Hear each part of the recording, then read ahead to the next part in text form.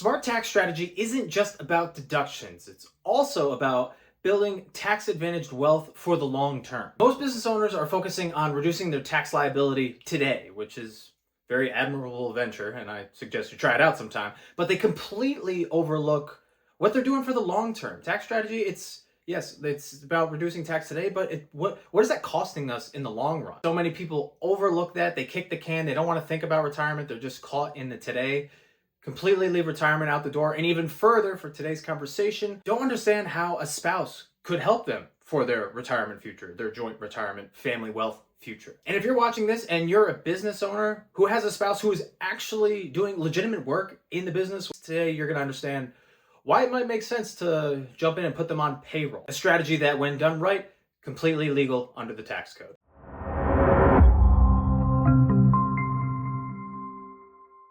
Hello everyone, my name is Andrew D'Amico. I'm a CPA partner here at Ledgerly. We primarily do tax advisory for business owners and high net worth W-2 earners. We also do bookkeeping, accounting, tax prep, but where all the value is, where most of our clients come to us for, is that tax strategy, because that's where we can help, again, save in the short term, but also help them plan for things like a tax-free retirement, which is what today's video is about. Refer back to some other videos. We're gonna get right into it here. But we talked about, why do you not want to put your spouse on payroll? Went over those. It's not going to help them with their Social Security. It's not going to help shift income. You're filing the same individual tax return. Those are the reasons not to. Then we covered another video about the health reimbursement arrangement. That could be a reason to put your spouse on payroll. But today we're talking about what retirement opportunities it could help unlock for you and your family. So like I said, right to it. Let's start pivoting over to my whiteboard. If you've seen this before, it's a trifecta. Left side, it shows your ordinary income, and on the right side, it shows passive investments, passive income, real estate, brokerages, and also retirement accounts. So very simple diagram here. Again, we're working through the lens of a business owner, and how that works, we're going to use the archetype of an S corporation business owner. This could be an LLC, taxed as an S corporation, or it might have been set up right out the gate as an S corporation. Regardless, our character type today is a business owner, single shareholder, and if you're familiar, that means all the business income that's generated up here, it's going to ultimately get split between W-2 and a K-1. And I wanted to start here because this strategy for putting your spouse on payroll would be to take advantage of this 401k over here. We've talked about various retirement accounts. Not every 401k is built the same. If we can get it, we would like to open up a solo 401k, which is just for one employee businesses, i.e. you. So let's say, we're going to get into examples and talk more here in a sec, but let's say this S-corp owner, this guy's name, we're going to go with Bob. So I'm going to be referencing Bob quite a lot.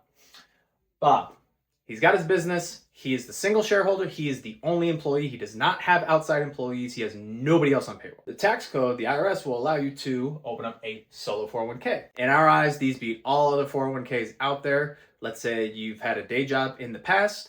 You can contribute whatever up to the limit, and then your employer is going to say, oh, we'll match you 5%. Okay, cool. Well, the biggest piece that we like the solo 401k, it's no different in terms of like the maximum contribution limit. For 2026, the max amount that you can put into a 401k is $72,000. It's assuming you're under the age of 50. Now, your employer match, you need quite a big salary in order to get that 5% to get you up to the $72,000 limit. But in a solo, you can match yourself up to 25% of your wages. And this will make more numbers in a second, but that means you can get to that $72,000 max at a much lower salary. So that's high level. That's why we like the solo. Now, a 401k is an employer-sponsored plan. So you can't have this 401k. Bob can't have this 401k if he didn't have a business.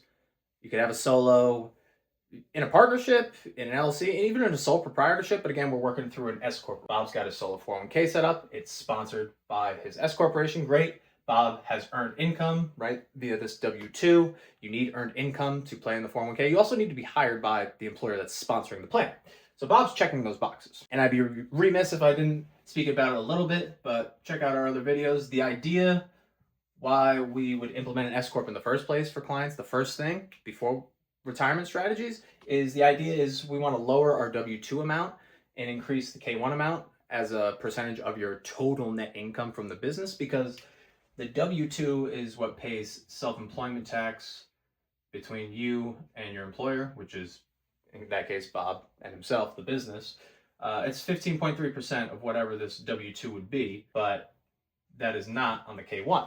You're still going to pay income tax down at your 1040 level, but the idea behind the S-corp in the first place is we want to justify a lower salary, so we don't have to pay SE tax on the entire thing. So those are the high-level basics. But now, the whole point of the video is spouse. Let's get our spouse involved. We're going to say Bob is married to Sally. First name that came to my mind, we're rolling with Sally. Bob and Sally.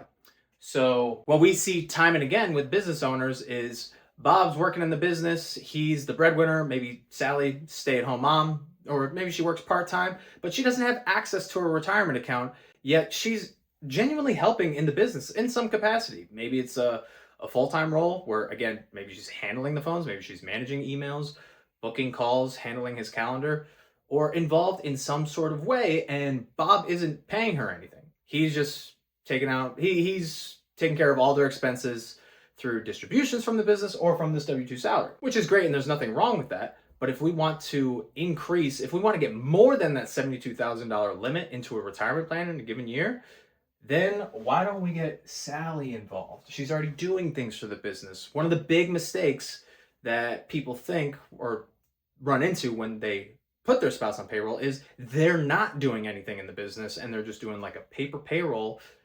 Sally doesn't have any jobs or responsibilities in the business. That's a no-no. There needs to be genuine work involved and a justifiable salary for, in this case, Sally's role. So before we jump into the nuts and bolts with some numbers and what a scenario could play out like, a few more basics that I forgot to go over. So in a 401k, there could be different account types set up within the plan. You might be familiar with traditional accounts. This is a retirement account. So if you've ever heard of a IRA, you've probably heard of a Roth or a traditional IRA.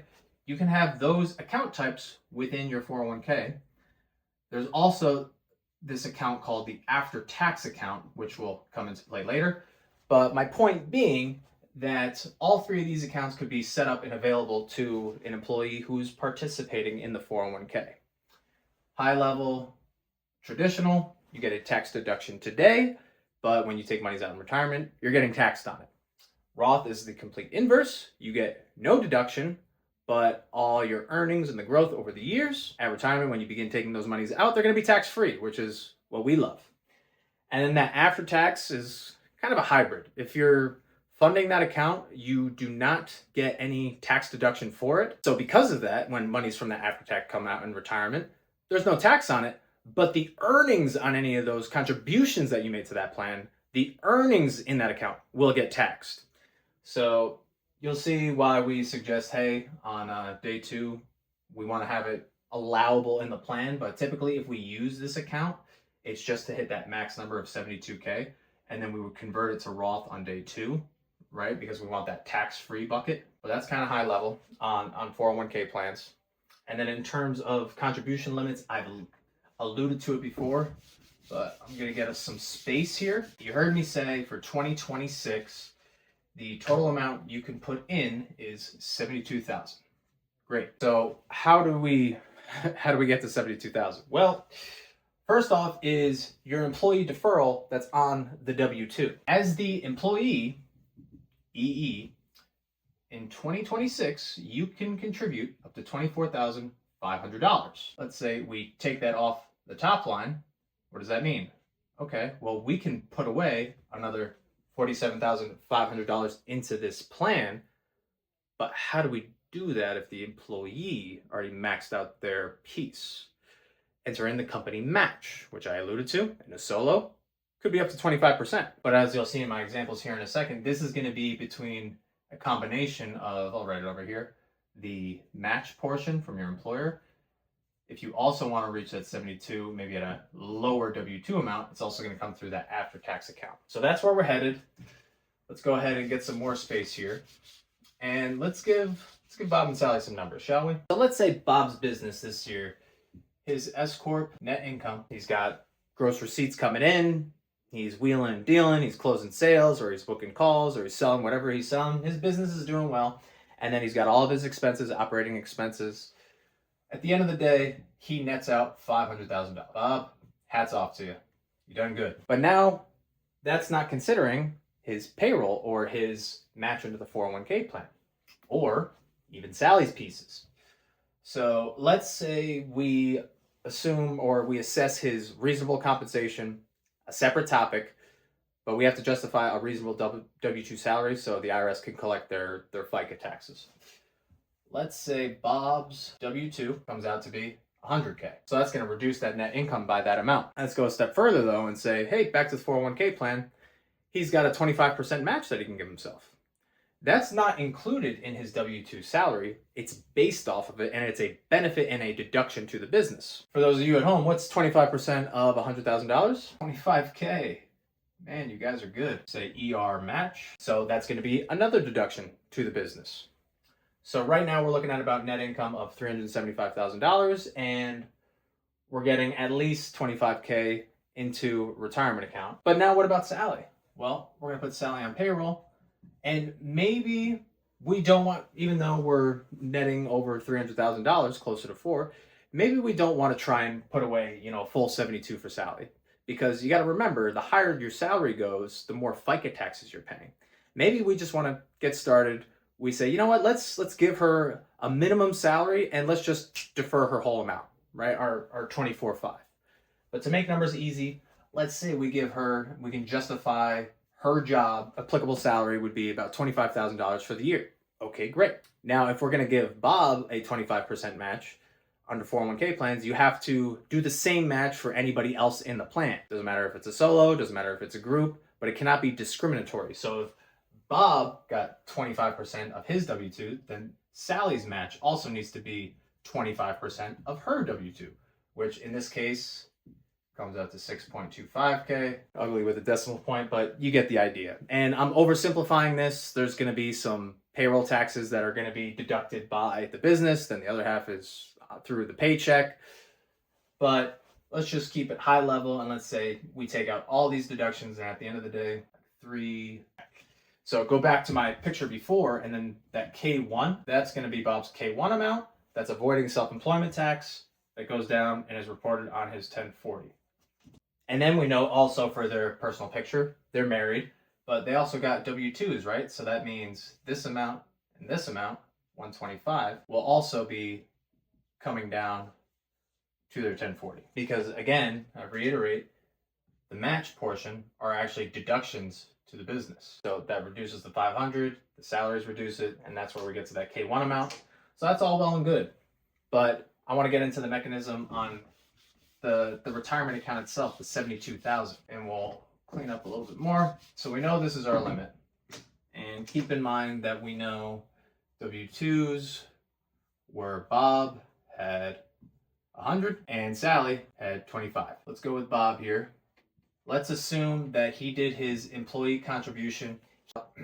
He maxed out his $24,500. That came off of his W-2, and again, his match based off $100,000 salary, he did the full 25%. So he's sitting at $49,500 going into his 401k. Now enter in that after-tax account we talked about. If he had the monies, if he wanted to max out in a single year based off this $100,000 salary, that means he's got to contribute another $22,500. And then you do the math right. That's how Bob gets to his $72,000. Now, one thing to note is that the after-tax account is coming completely from the employee's personal funds. And the IRS will sit back and take a look at this and say, okay, well, how much did he have in wages? He had $100,000. Oh, okay, so it's not without the realm of possibility that he had another $20,000 plus sitting around because he's got earned income of $100,000. Whereas you're going to see Sally is going to be a little bit different. So let's assume the reason we put her on in the first place was we wanted her to max out her employee portion. In order to do that, she needs to have at least $24,500 in wages, which, hey, she did. Excellent. So she could put in the max. Let's assume she does that. Now her match, we wrote it before, would be 25% of this, of her 25 actually, right? Because we paid her just above the employee limit. So that's going to be her match. So for her, she's getting a total of almost $31,000 into a retirement account. Excellent. Well, what about this after-tax amount? If she wanted to max out, she would have to throw down $41,250. But what did I just say? Her earned income from the business was only $25,000. So we actually can't do this. The IRS, if she funded this, would be like, where the heck are you getting another $40,000 of earned income from? She's not. W-2 says otherwise. So really, this is her max limit. General rule of thumb, and where some people go wrong, is that the amount that you're getting into the plan from your employee dollars, be it the initial contribution or after-tax dollars, your W-2 has to be at least that. Otherwise, the IRS is going to go poking around being like, where'd you get this extra money from? And they'll say that extra money, you should probably be paying FICA taxes on. So we don't want to get in trouble there. But hey, if she's helping out in the business and we want to supercharge our retirement without Sally in the picture, you're only getting $72,000 into an account in 1 year. But if we pay a little bit of FICA taxes, not too much, we're able to throw down another $31,000. So we love putting spouse on payroll to take advantage of a retirement strategy. And this is a powerful wealth building, long-term retirement planning tool. And this is just one calculation. You could run the numbers. Hey, what if he made $1 million? Or our spouse has a much bigger role. Maybe their salary should be $100,000. You can push and pull with these things. Not one size fits all, but for that business owner that they are the only employee and they could dip their toe, they have the ability to open up a solo 401k and maybe retirement's lacking. This thing is an absolute home run. But if you like the sound of all this and you're picking up what I'm putting down and you want to see if this strategy would work in your situation, please get over to our website, book a call with us. We'd be happy to work in the details and help you get set up on a long-term retirement plan. So I hope you found this helpful and incredibly powerful. Please like the video, subscribe to the channel so you can stay up to date on the latest free tax game we're dishing out. I appreciate you joining me, and I'll catch you on the next video.